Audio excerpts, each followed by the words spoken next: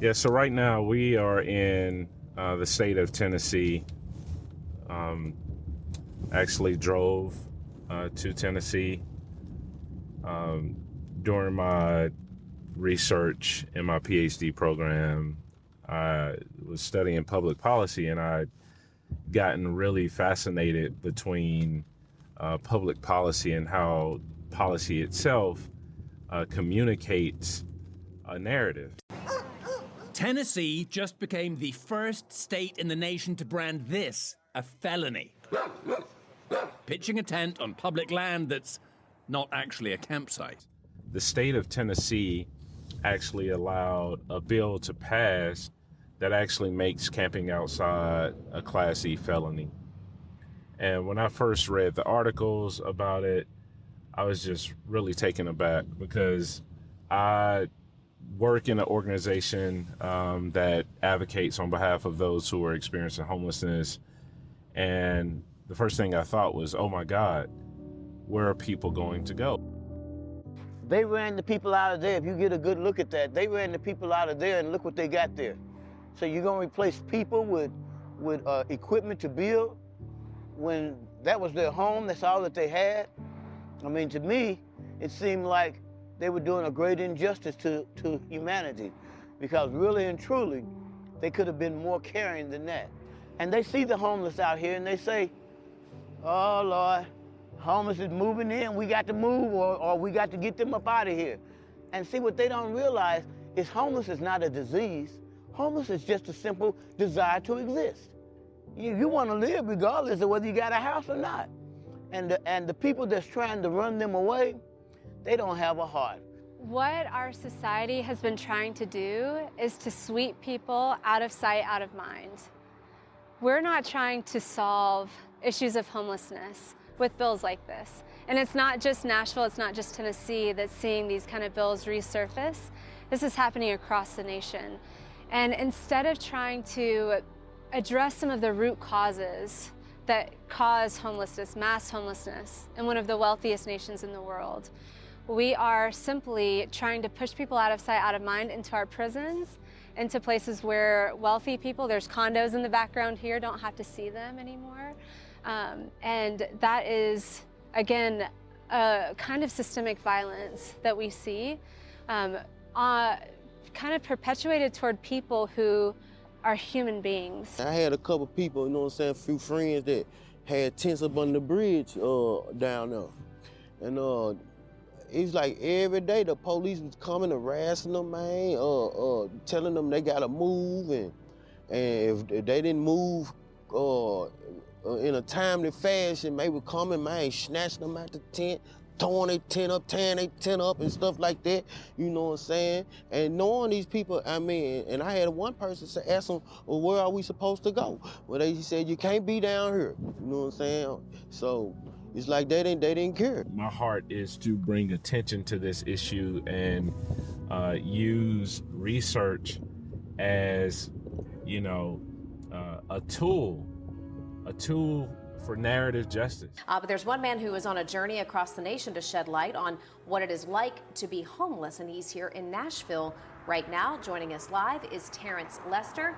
Terrence, tell us about your mission and what you're doing right now in Nashville. So right now I'm in Nashville, and I have been living on the streets across the state of Tennessee, actually shooting a documentary to bring attention to this bill that was passed that literally criminalizes people who are experiencing homelessness right to be seen, to be heard, and to exist. I feel like I'm worth nothing because I don't have a home. Don't nobody want to give me a chance, you know? Every place I've been to, you know, well, we need first and last month's rent. Look, I'm homeless. I don't have that right now. Will you work with me? You know, I'll go without eating. Just give me a chance. And nope, they want that first month and last month, so I feel like I'm not worth it. I feel like nobody wants to give me a chance. The women have nothing out here. It is so hard for women and dangerous. A friend of mine just got stabbed and raped about a month ago, sleeping on the parking lot. So it's very hard for us women. and it's very challenging. It's cold, it's unsafe. With the new law passed, you can't go anywhere, you know? Sleeping on parking lots and parks. They want to come up to you and just run you off and fine you. And how can we pay a fine when we don't have any money? You know, if the money that we get, we try to save to get into housing. But we happen to save, it's taking a long time to save because you need first month's rent, last month's rent, light bill.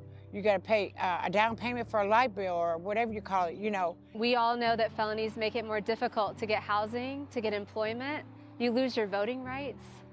You can be fined and imprisoned. So this is an incredibly violent law that is basically an extension of a vagrancy law and an enclosure act that we saw, you know, hundreds of years ago, where we're enclosing public property that the public has paid for the public well-being, and making it a crime to be poor and unhoused in a state where there's not enough affordable housing and not even shelter beds. Today is ML King Day, and I was up early this morning reflecting. It's 2023, and I'm thinking about what ML King really meant when he talked about the beloved community, how he really wanted to hang the core of his message on love, on being others focused versus being thing focused, and being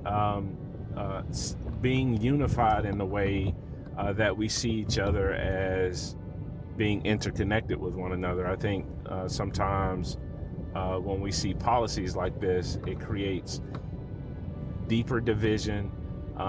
It creates this us versus them mentality, and it really strips people who are unhoused away from being a part of what ML King is describing as a beloved community. What he's really talking about is that everybody has intrinsic worth and value, and everybody is deserving of being included in the beloved community. I didn't choose to be out here, you know what I'm saying? You know, so why do y'all want to treat me less than, you know what I'm saying? Because I ain't got a home, and y'all do. Y'all got a home to go to, and I don't. So, yeah, you see me sleeping in a tent somewhere, you're gonna want to come harass me and try to lock me up, you know what I'm saying? And that ain't right, you know. I'm gonna be honest with you, I get better along in the hood than I do in Bartlett. And maybe it's because I'm from East Memphis, and it's like they almost know I belong there, but not as is. Judgmental. You just put me in the hood, I'm taken care of, and I'm usually walking out with a couple of bucks in my pocket. We're not all crooks. We're not all out to get what's yours. Most of us, we're not aggressive. We're just trying to survive. We're not all lazy. It's just that when you're down this low, it sometimes takes a little bit longer to get back up. So I got a chance to spend a full day out on the streets in Memphis doing the street interviews, and the first day was really tough because I encountered a lot of women who were unhoused, and I got a chance to interview one on the first day, and she was talking about her safety and how hard it is out here as a woman to protect herself, use the restroom, go into places. And like, I really was impacted by that because I have a daughter, and I can't imagine how hard it would be if that was my daughter. Sometimes I wonder, do the people that are not homeless really understand how the people that are homeless feel? Do they really understand that? That's my question to y'all. Do they really understand us? Every day I wake up, before I put my feet on that carpet in that car, I thank God for me being alive another day. And it hurts. It hurts because I shouldn't have to be out here.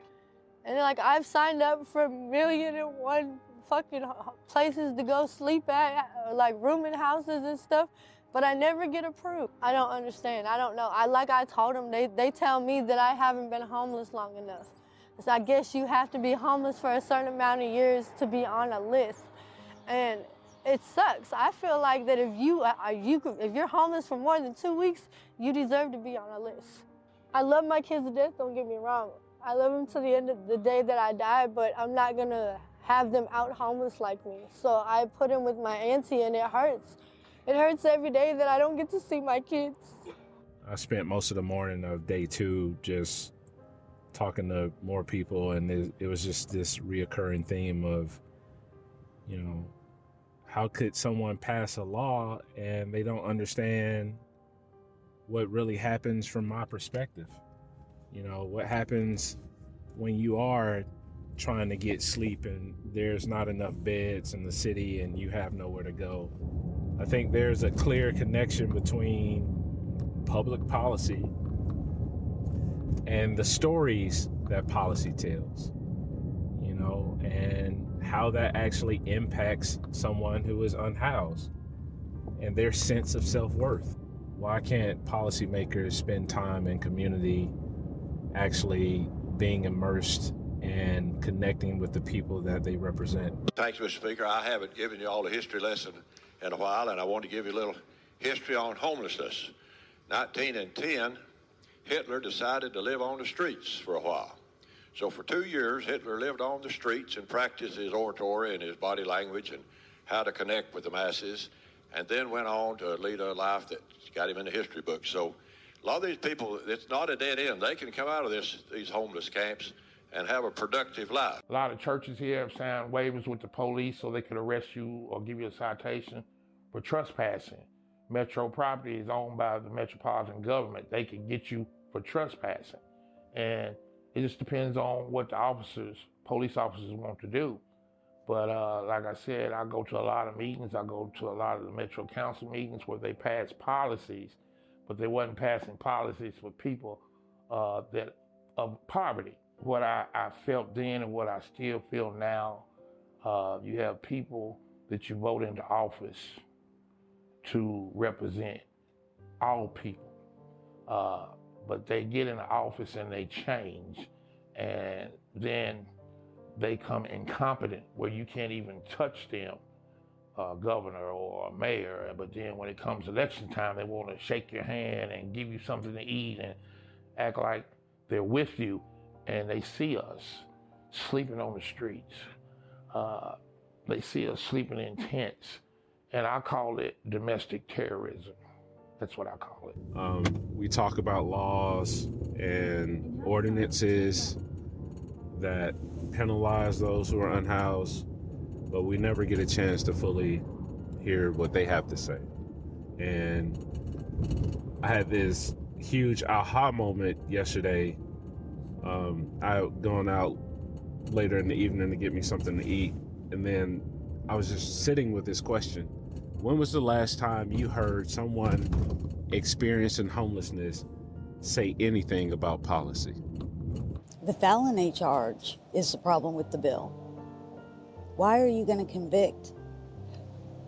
Why are you going to put a felony charge on somebody that does not have a home?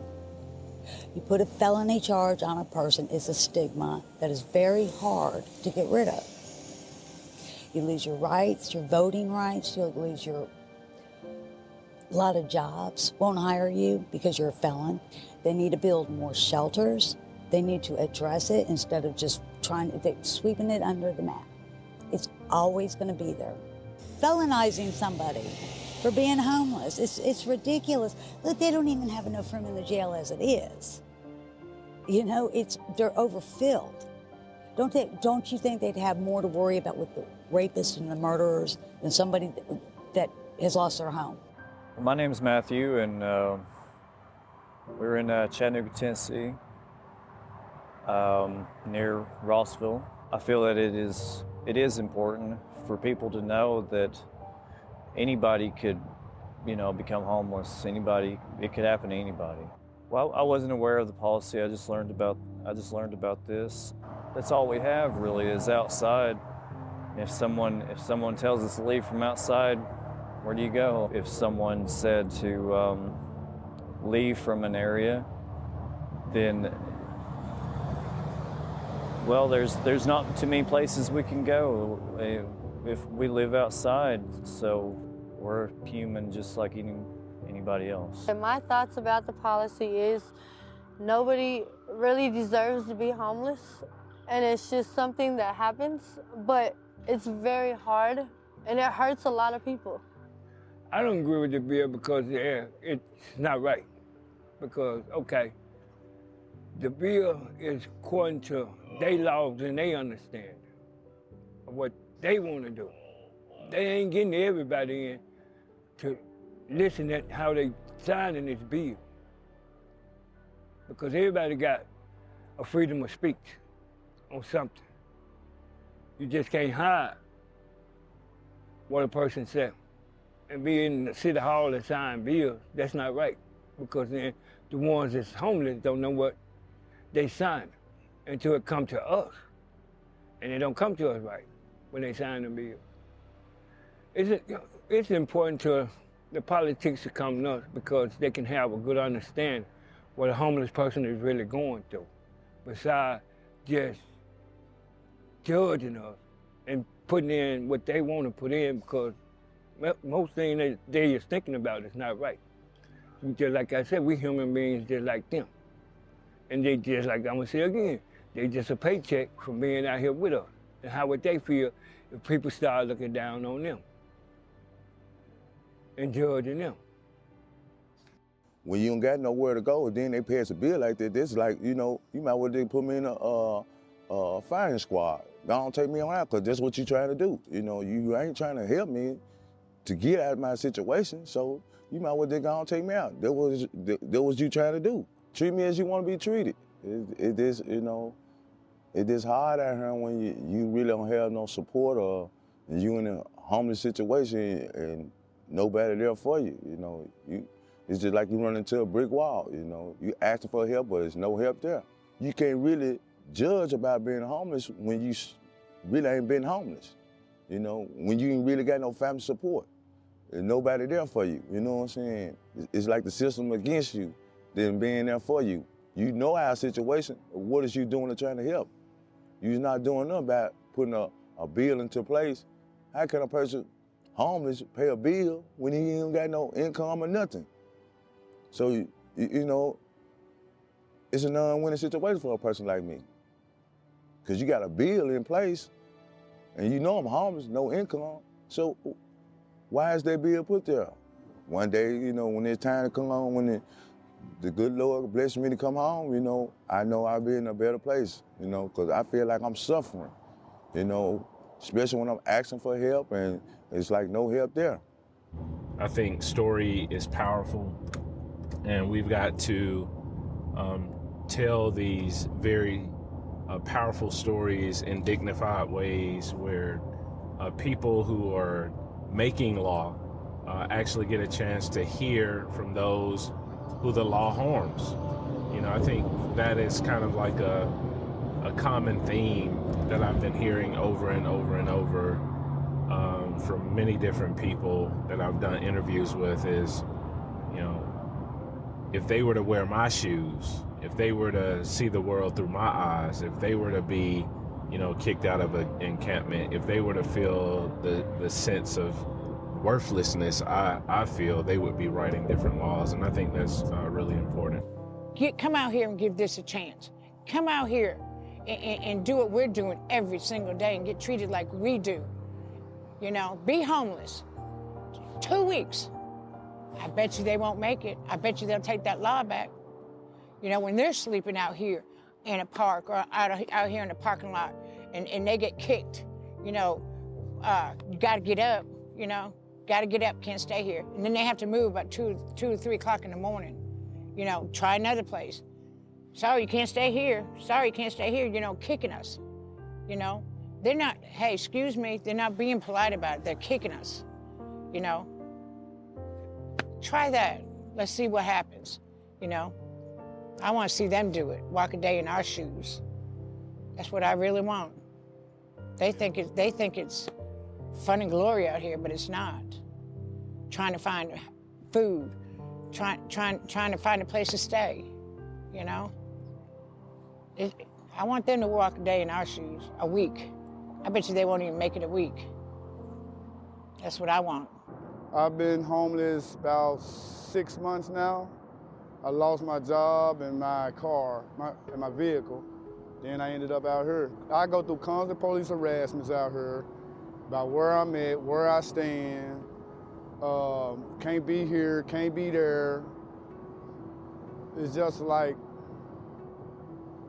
it's like I'm not free no more. I can't even decide to walk down the street. And if I do, when I get tired and stop somewhere, then that's a problem. But I gotta walk 24/7 to keep the police from messing with me. Man, I might well go do something to get locked up, because I think I feel better locked up because I know I did something to be locked up. But me being free and locked up, that's really messing with my head. And I wish somebody from these other cities do come here and help change this, because this don't make sense. We used to have little barbecues and stuff. We can't do that no more. Cook my own food. Why do I need that crap y'all got? It ain't about bologna sandwiches. I get food stamps. I could buy me something to eat and cook my own right here on the grill. But since it's since it's legal to be homeless now, we can't do that. I feel like that's taking all my freedom away. Okay, that's the same thing that Christopher Columbus and them did. Came over here and took the Indian stuff. So the only thing y'all really doing is repeating time, just doing it legally way. You know what I'm saying? I don't think that's right. I just got finished doing 2 more interviews and feeling a lot of emotions right now. One interview was with a gentleman, and he was in a wheelchair, and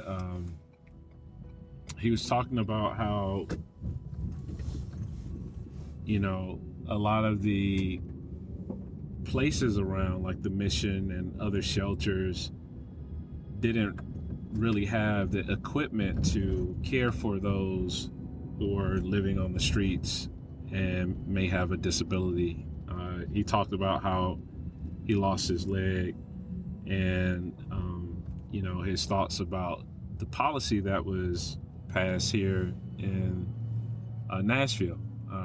He's living in Nashville, and he didn't even know the policy existed, but 2, when he heard about it, he immediately thought about his disability and kind of what that means. I mean, he says, man, I'm living with a disability and I sleep outside sometimes, so what does that mean for me? How you gonna let somebody sleep outside? I mean, homeless is not, you know, it's not fun to be homeless, you know. So many people are mentally ill, you know, they don't have money, you know, they don't have resources, you know. So if they gonna let nobody, it's legal for them to sleep outside, shouldn't everybody have an apartment? They're gonna fund everybody an apartment. The mission can't hold our homeless people here. I've had apartments. I've had 2 apartments. I lost them, you know. But now that I'm disabled, I really need them, you know. Life changed for me, you know. Life truly changed, you know. But I need a place to live, you know. But this place is, the Mission's, it's overcrowded right now. It's not equipped, you know, to hold somebody in my condition, you know. But I thank God for the Mission. I'm not gonna down the Mission. I thank God for it, you know. A lot of people need resources to get a place to live, you know. Look at all the stuff they're building around here, you know. They can't build some place for the homeless. They could, but they choose not to.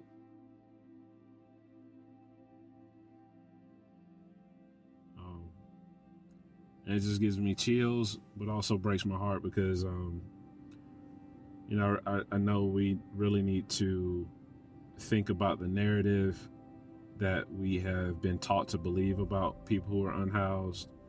The narrative that a policy communicates, you know, there's research that says, or Deborah Stone in her book, Policy Paradox, talks about how every policy is telling a narrative.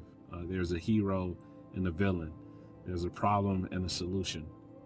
Well, we really got to think about what stories are being constructed in our minds and society and culture because of those types of narratives. I want the people to know, not just my homeless brothers and sisters, this is what happened.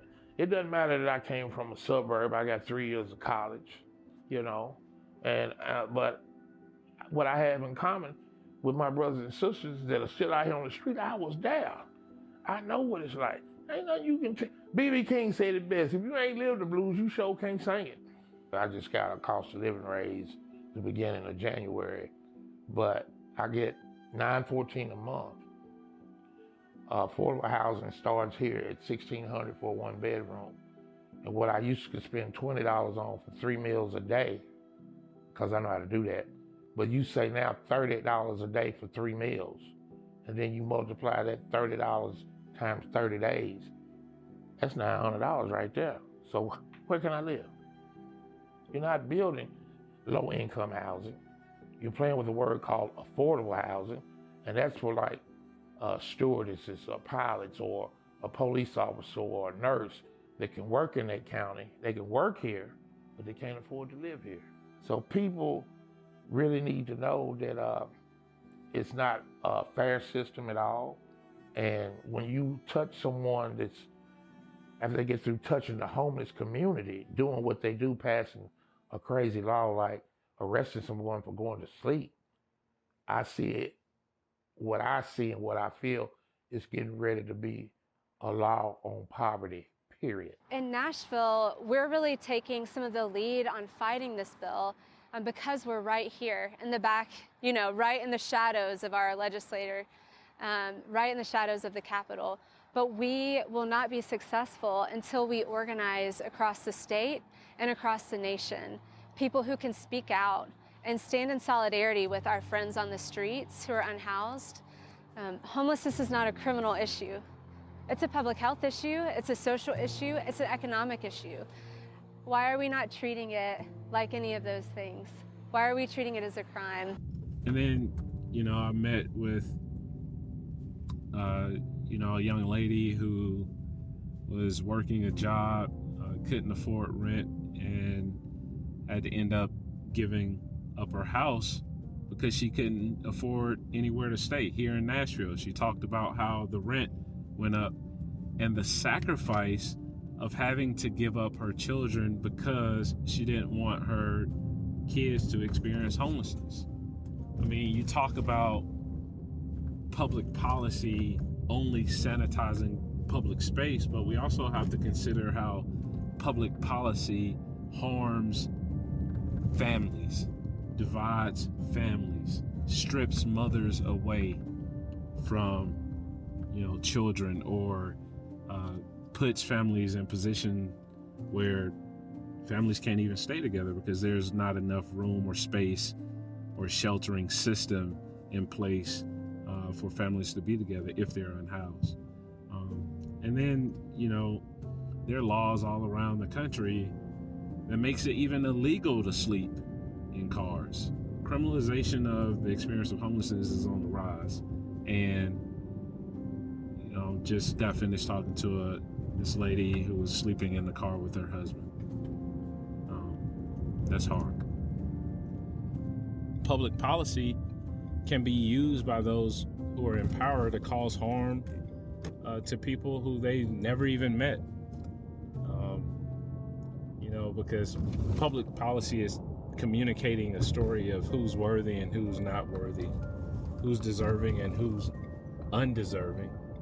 And, you know, if we are truly to believe that everybody is deserving, whether they have an address or not, then, you know, we've got to change our narrative and change the perspective of how we see those who are unhoused. You know, most unhoused people that I came across in the state of Tennessee would tell you, like, I'm not a criminal. I won't harm you. You don't have to fear me. I'm someone who's loving. I have character. This last person I just met said I have a good attitude. And we just gotta change and challenge the narratives that we have, you know, believed for so long about what it means to be unhoused. And also we need to, you know, hold people who are in public office accountable. Instead of creating more laws that punishes people, we need to start creating more laws and policies that actually protect people, specifically those who are experiencing homelessness.